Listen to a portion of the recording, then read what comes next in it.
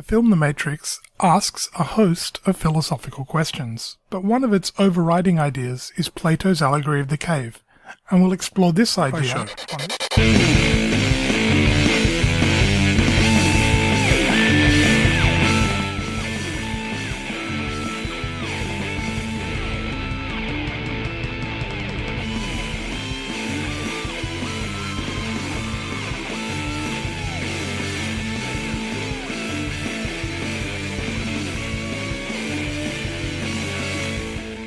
The 1990 film The Matrix by the Wachowskis is full of a host of interesting philosophical questions, but one of the overriding themes of the film is an interesting reversal of Plato's Allegory of the Cave.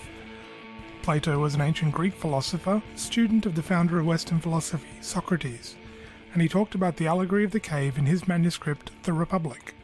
The Allegory of the Cave is a dialogue between Socrates and Glaucon, and seeks to illustrate for the reader the true nature of the world, to make us see beyond the world that is in front of us.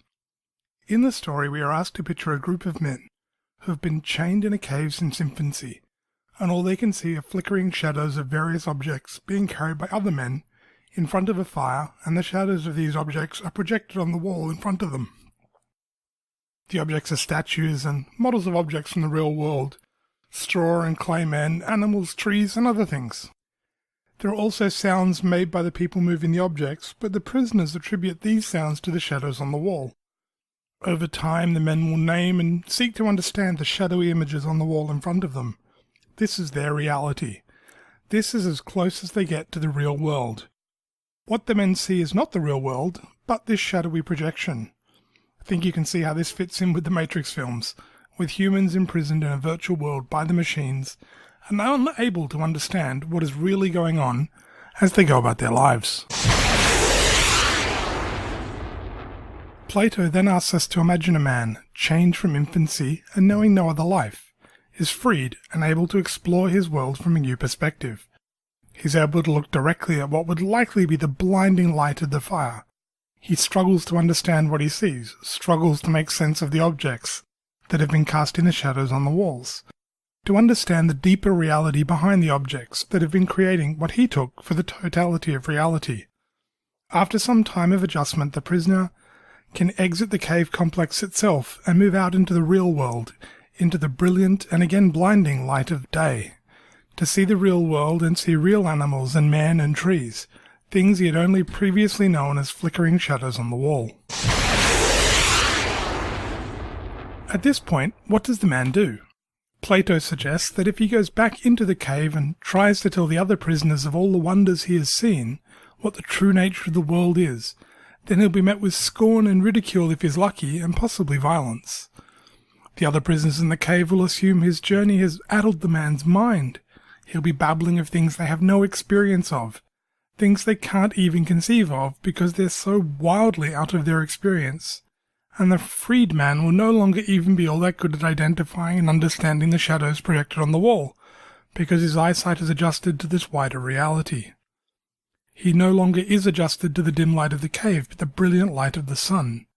The men in the cave, even if offered their freedom, would, Plato concludes, probably not leave the cave, all they've ever known, because the experience of leaving the cave seems to have driven the other prisoner mad, with his talk of real objects and the sun and other wonders. Part of the purpose of the Allegory of the Cave is to illustrate Plato's big idea, his theory of the forms. The forms are the perfect representation of things that exist in some higher realm, that all our earthly things take their form and nature from.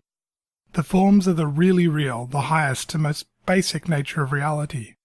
Plato envisaged the forms existing in some sort of ethereal realm of ideas.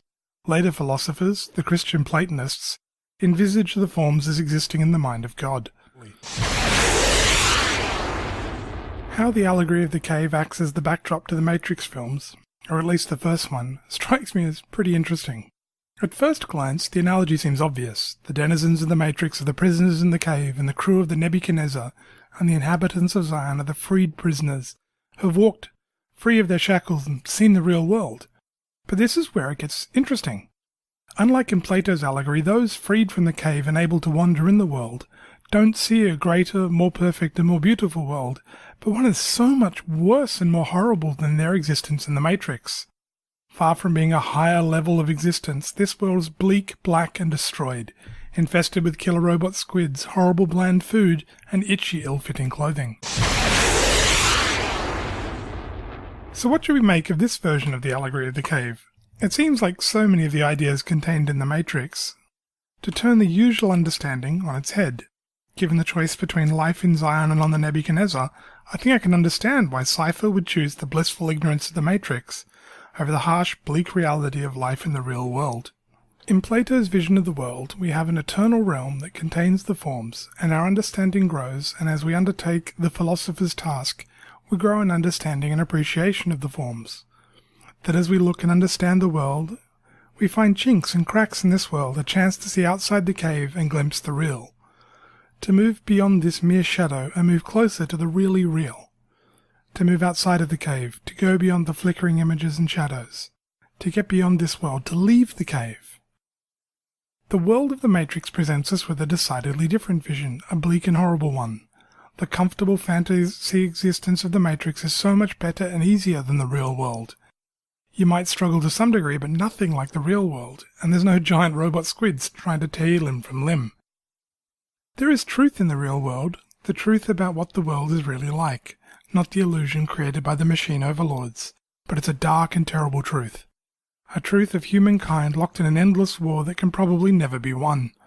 A world that awaits a messiah figure in Neo, but a world where leaving the cave doesn't lead to a bright outside world, a world with the sun, something so much greater than the flickering firelight that illuminated the cave, but a blasted and barren world with less light, and few of the pleasures of the illusory world that has been left behind. In William Shakespeare's play Hamlet, he has the main character observe, "There are more things in heaven and earth than are dreamt of in your philosophy, Horatio."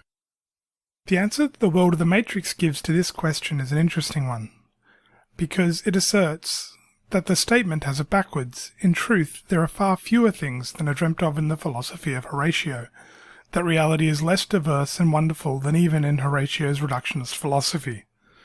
I think Plato would have recognized this retelling of his story of the cave, but would have been surprised that people could think that leaving the cave and experiencing the real world would be in a sense to move to a darker and even more cramped and unpleasant cave. Perhaps Plato's cave and the Wachowski's Matrix represents the fundamental difference of point of view between the ancient and modern world. This does suggest an interesting paradox. The ancients had a more expansive and wondrous view of the world. They saw it as so much more than the mere appearance. And they lived in a time of disease, pain, suffering, and before the discovery of antibiotics and anesthetics. The modern world, though, has a world where so many of these struggles and hardships are overcome, where strep throat isn't a possible death sentence but a minor inconvenience, where going to the dentist or needing surgery is certainly unpleasant but relatively pain-free. Yet we view the world as that of the Matrix. Amazing material comfort and pleasure, but in reality there's nothing but a bleak and blasted landscape that we use the pleasures to distract us from. I'm not sure who's worse off, although in fairness I do say this as a modern who has enjoyed much of the benefits of these pain reduction technologies and live in a society where obesity is regarded as a far more pressing problem than starvation.